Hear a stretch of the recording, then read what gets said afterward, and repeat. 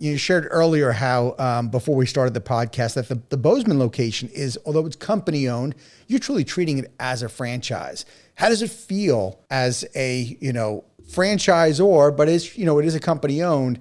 How does it feel to have that relationship with somebody that's running that location, which was really your baby, right? It was hard to let go. Gigworx, I filed the paperwork August 8th.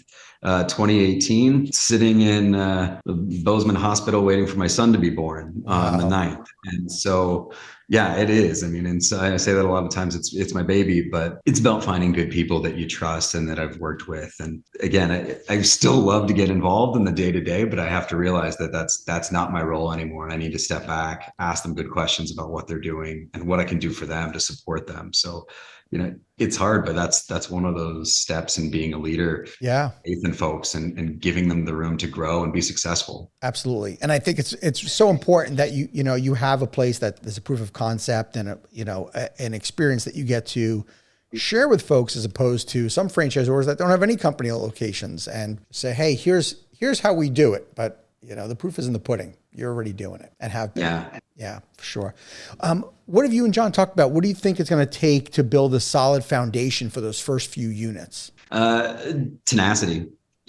We can't let up just because one unit's been successful. Mm-hmm. We are going to have to bring that same energy and attention to detail that we had when I was getting started to each and every one of these. And, I would almost argue that the stakes are higher. I have a responsibility to the people who are signing up with us, and we are going to have to be completely committed and kind of ratchet up the energy level on what we're doing with them. We're going to have to pay attention to those new markets too. I know Montana. Mm-hmm. And I know the workforce, I know the companies here, but we're going to have to really pay attention to what our franchisees are saying about their markets and make sure that we can stick to Gigworx's roots. Sure.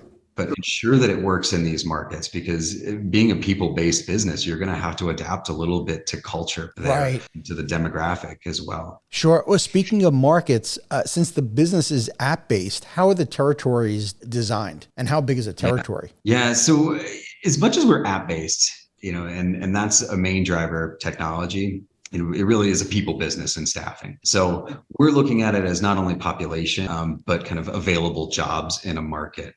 So while we're kind of looking at about 250,000 in population for a market, and then it'll just kind of be geographical, doing zip codes, we're willing to talk, with new franchisees. We have a ton of markets open.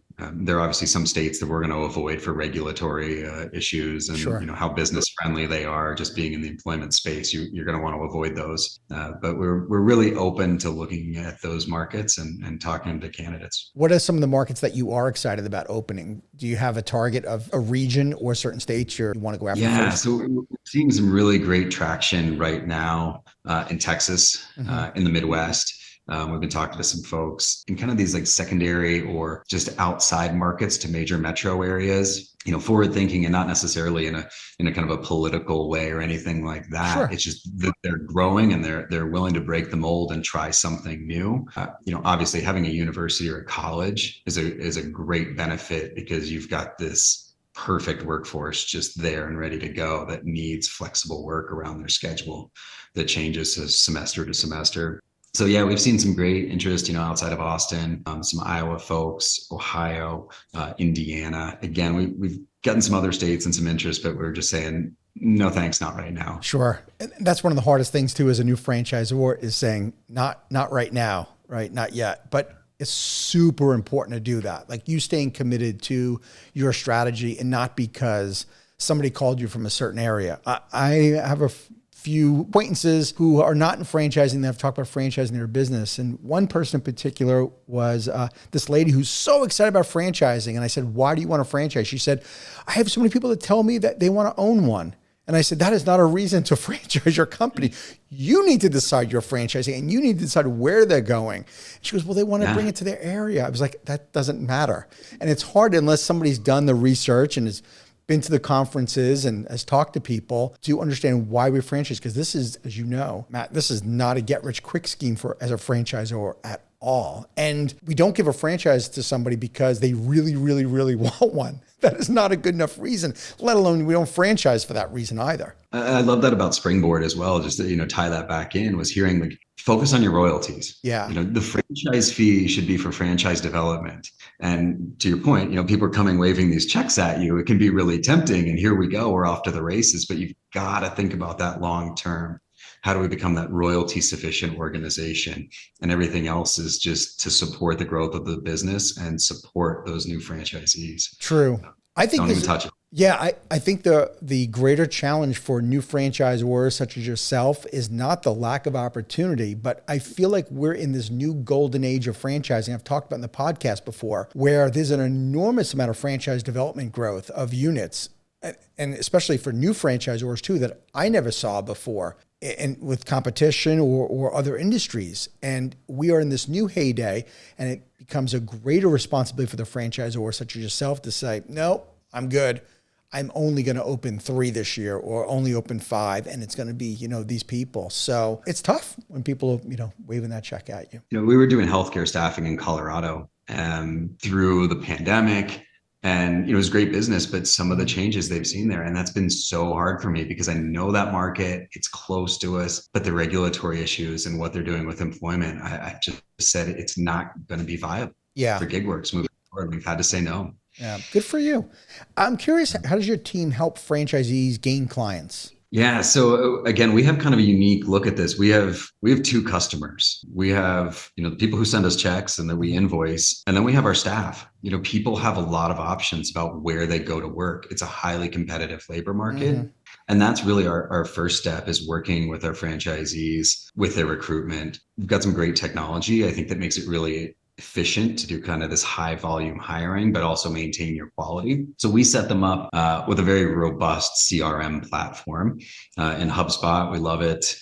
We've taken a little bit different approach. We're using our CRM as an applicant tracking system because it's more consumer tech. It's what people have come to expect versus some dry HR platform. And we tee them up with all the collateral there, how to do the outreach, interview techniques. And again, we bring those people on as our employees, which is a huge benefit, running the background checks, doing the onboardings, at least the paperwork component. And so that's the first big step.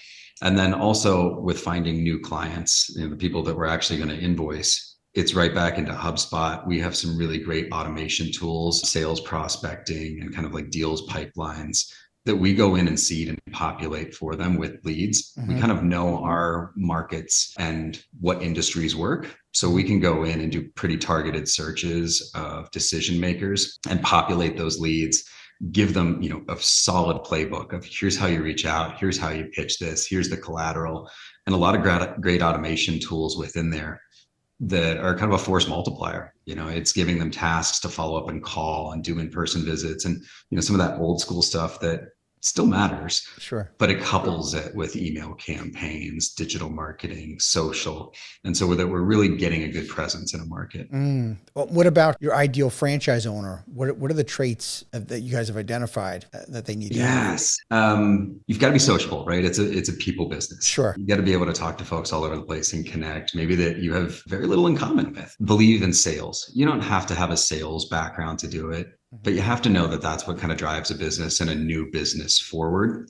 Operations experience is certainly important. We believe in our process. We believe in managing people and being able to connect with other businesses. I think that is going to be one of the strong suits for our candidates here. Can you really connect with your business community in your area? Yeah, that makes sense for that model. What about the thoughts of expansion for you guys through company owned and franchising?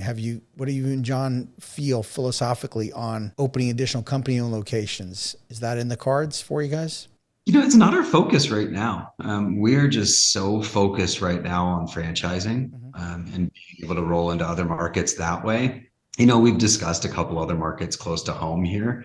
That's one of the things too with Montana. It's like it's a little bit few and far between about opportunity. A couple more cities maybe, and that's about it. So, we're certainly open to it down the road, but right now that focus is franchising.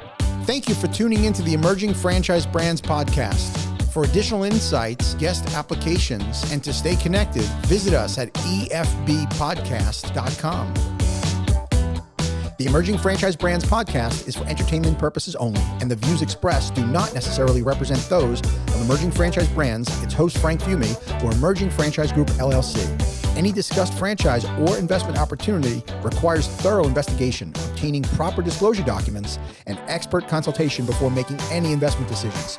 The podcast and its host do not offer professional advice or endorsements, and they hold no responsibility for actions, representations, accuracy, or consequential damages related to the podcast content.